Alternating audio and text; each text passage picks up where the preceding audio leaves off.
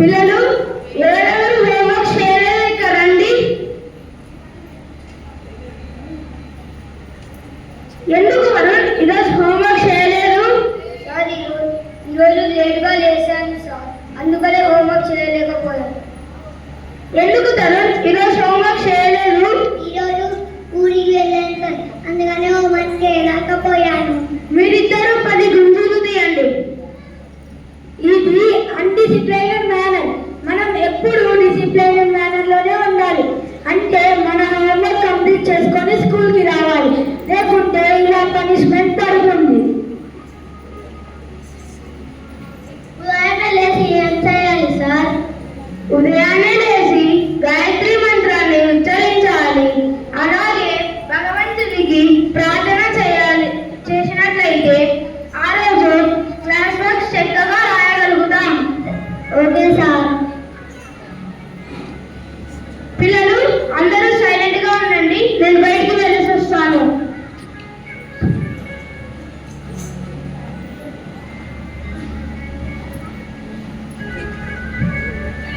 పిల్లలు silent please. ఏమిటి వరుణ్ ఈరోజు స్కూల్కి తొందరగా వచ్చేసాము? సార్ ఈరోజు త్వరగా లేసాను సార్, అందుకనే త్వరగా వచ్చాను.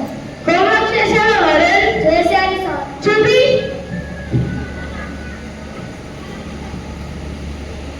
Very good Varun. హోంవర్క్ చేశావా తరుణ్?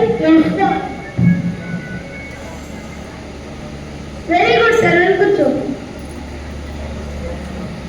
దీన్ని బట్టి మనం చాలా క్రమశిక్షణగా ఉండాలి. డైలీ మార్నింగ్ చేస్తే మనం ఆరోగ్యంగా ఉంటాము. బుద్ధి వికసిస్తుంది, జ్ఞాపక శక్తి పెరుగుతుంది, క్లాస్లో ఫస్ట్ ఉంటారు. సూర్యోదయం తరువాత లేస్తే సూర్యుని అవమానించినట్లే.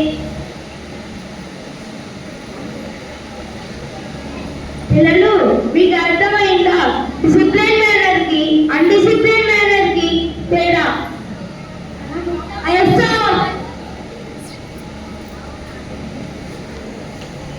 ఓం శ్రీ